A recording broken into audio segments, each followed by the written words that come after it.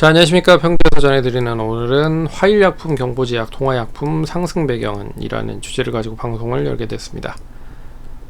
시장이 순환매가 좀 너무 빠르게 좀 진행이 되고 있죠. 지난주까지만 해도 이제 리오프닝 관련된 종목들이 좋은 흐름을 보였는데, 뭐 카지노, 여행, 뭐 항공, 화장품 등등등 관련된 종목들이 올랐는데, 어제부터 시작을 해서 조금씩 조정을 받기 시작을 하더니 오늘은 바이오 쪽이 또 올라가고 그쪽 관련된 종목들은 조정이 나오는 모습을 보였다. 근데 이 제약주들이 가장 많이 오른 이유에 대한 부분을 먼저 언급을 해드리자면, 첫 번째는 이겁니다. 이제 중국이 코로나에 대한 부분을 완전 완화하면서 풀어버렸죠. 그래서 이제 보시면 아시겠지만 아시아 국가들에서 제일 많이 제일 많이 확진자와 이제 뭐 추이를 좀 사망자에 대한 추이를 보시면 인도가 4,400만 명이 걸렸고 553만 명이 사망을 했고, 뭐 우리나라도 2,780만 명이 이제 확진이 됐고, 그리고 3만 1,000명이 이제 사망하셨다라고 생각을 하시면 될 것 같습니다. 이런 흐름인데, 이런 추이인데, 그리고 우리나라도 뭐 매일 뭐 8만 명, 일본도 지금, 일본은 이제 계산이 안 되고 있는 상황이죠.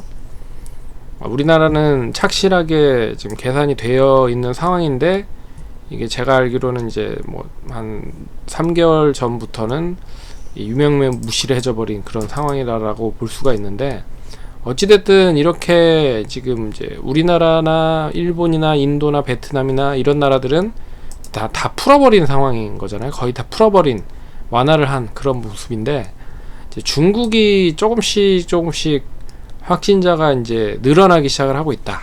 그래서 중국이 이제 우리나라처럼 확진자에 대한 부분들이 늘어난다라고 하면, 우리나라가 지금 8만 명씩 나오고 있는 상황이잖아요. 8만 명씩. 그러면 뭐 중국은 뭐 한 10만 명, 20만 명, 뭐 80만 명, 뭐 그 정도, 한 100만 명 하루에 뭐 그렇게도 나올 수 있다라고 좀 얘기가 나오고 있어요. 그래서 지금 이제 그 코로나를 확 풀어버리니까 오미크론이라든지 그동안에 우세했었던 그 우세종들이 엄청나게 지금 많이 확진이 되기 시작을 하고 있는 상황입니다.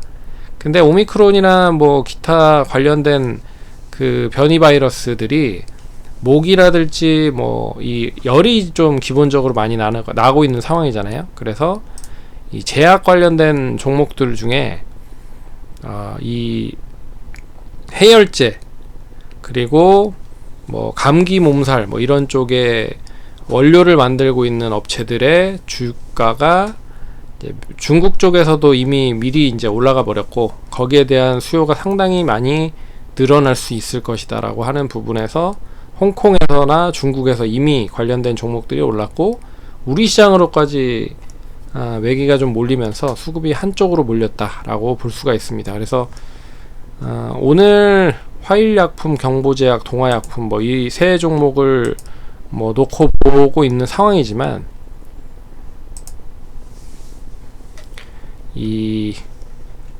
결국엔 오늘 많이 올라간 종목들을 대부분 이제 의약품에 대한 수요가 이 중국 쪽에 많이 쏠리다 보니까, 그러면 다른 쪽에는 이제 공급이 원활하게 진행이 될 가능성이 크지 않다.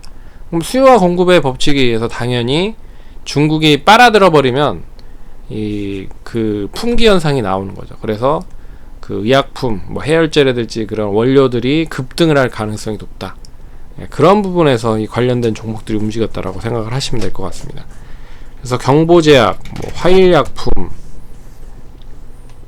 그리고 뭐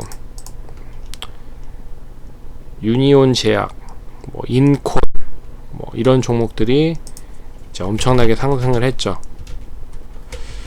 유니온 커뮤니티? 유니온 뭐예요?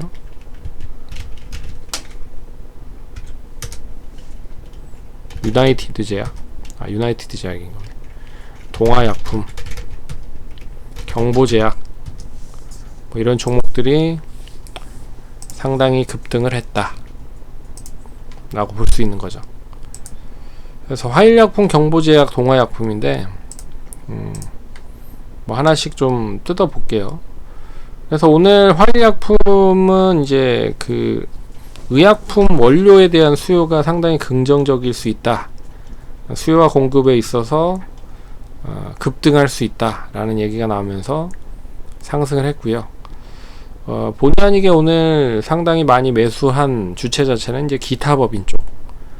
참고로 외국인이나 개인들은 이제 팔고 기타 법인 쪽이나 금융 투자 쪽에서 매수를 했다.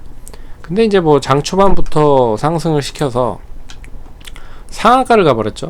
그래서 9시 반까지 갔을 때 이제 상한가를 가서 한 번도 제대로 이제 그러니까 상한가가 풀리지 않고 끝으로 마감이 됐다. 그래도 역시나 내일도 역시 장 초반에 좀 시작을 갭 떠서 시작을 하겠죠. 오늘 상한가로 마감이 됐으니까 역시 시간 내에서도 상한가가 풀리지 않았다. 그러면 내일은 못해도 한 3,000원 이상, 뭐 30%까지는 아니더라도 못해도 한 10% 20% 정도만 해도 한 3,100원에서 500원 이 사이는 움직일 수 있을 거잖아요. 그러니까 이 앞에서 매물이 좀 많이 몰려 있었던 이 선에서는 좀 매물이 단기적으로 나올 수 있을 것이다 라고 보고 있습니다.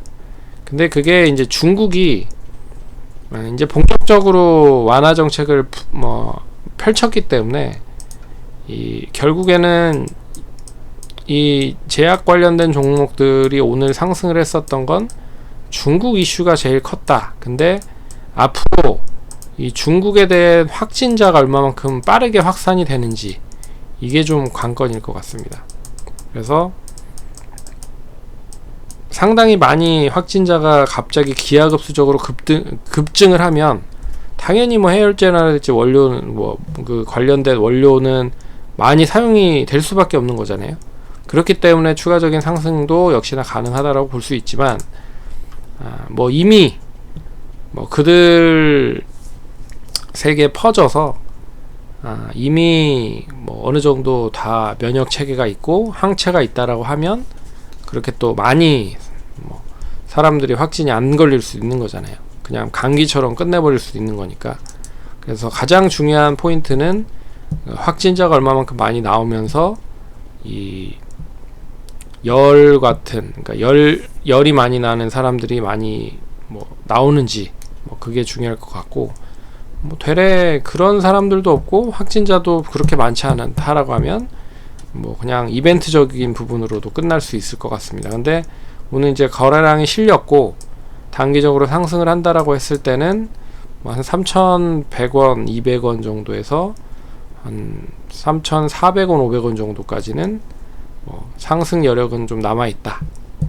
그래서 그 흐름으로 좀 보시면 좋을 것 같고요. 그리고 경보제약도 이제 바닥권에서 올라가는 흐름이잖아요. 경보제약도 바닥권에서 올라가는 흐름이기 때문에 그동안에 22,600원까지 올라갔다가 제대로 된 상승을 한 번도 하지 못했습니다. 거의 한 2년간, 작년부터 시작을 해서 올해까지. 근데 2만원짜리 종목이 한 4,000원대까지 갔으니까 상당히 많이 하락을 한 거죠. 그래서 바닥을 하긴 하고 이제 조금씩 이제 우상향을 하고 있다가 오늘 이제 거래량이 터지면서 이 상한가 시세를 보였다.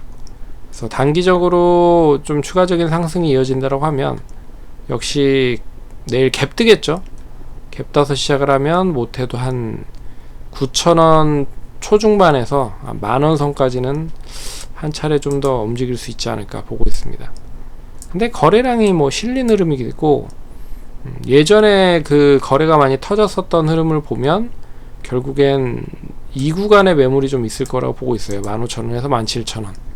그렇기 때문에 만원까지 가더라도 그렇게 매물에 대한 압박은 크지 않을 거다라고 보고 있습니다. 그래서 역시나 좀 더 보셔도 될 것 같고요. 그리고 동화약품도 마찬가지입니다. 동화약품도 재작년 8월에 34,350원까지 34,450원까지 갔다가 거의 꼭 꼭지를 찍고 나서 한 8,000원까지 거의 하락을 했으니까 이 종목도 한 5분의 1 토막이 난 그런 흐름이죠. 네. 그래서 많이 빠졌다.